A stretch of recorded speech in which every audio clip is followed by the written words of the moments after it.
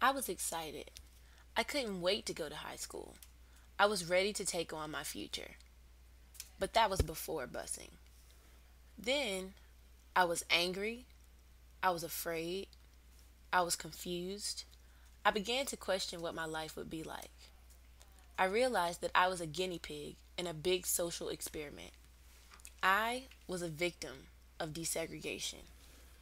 Now, many people may hear me say that and think that I have prejudices or that I didn't want our schools, communities, and relationships to change.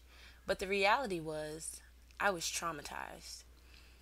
I spent my 8th and ninth grade years in private school because my parents couldn't fathom sending me to get an education amidst such confusion. But during my sophomore year, I convinced them that George Wythe was a good school and was where I wanted to be. I was placed in an environment that was totally different from anything I had ever known. I witnessed violence, drug use, and encountered some very disrespectful people. I found myself becoming more aggressive and defiant than ever before in my life. I couldn't believe that the school I had always dreamed of going to, became my worst nightmare. I spent the first few weeks to myself. I would interact with the kids that I had grown up with in my neighborhood, but it was as if everyone was out for themselves. It was a case of survival of the fittest. As football season approached, I contemplated whether or not I wanted to try out for the cheerleading squad. I had cheered 2 years before, but was worried that I wouldn't make the cut. Surprisingly, a few of my close friends and I made it, as well as many girls I didn't know, most of whom were black.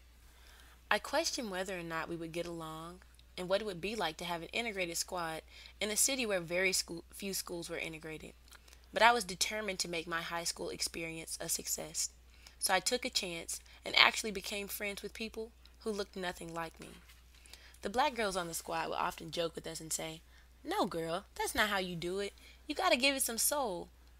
Keep in mind, I hadn't been exposed to any sort of soul where I was from, but I quickly learned what that meant, and I found that I actually enjoyed our soulful cheers, chants, and dance moves. As I reminisce about my time at George Wythe, I realized that although I didn't agree with busing, and even if we were victimized guinea pigs, I am especially thankful that I had the opportunity to get to know people both in and outside of the classroom. Cheering definitely helped to create a more positive atmosphere for me, and I developed some great friendships. My experiences at George Wythe gave me a confidence and cultural understanding that I would have not had otherwise. I am proud to have been a part of history and to have helped make integration a reality.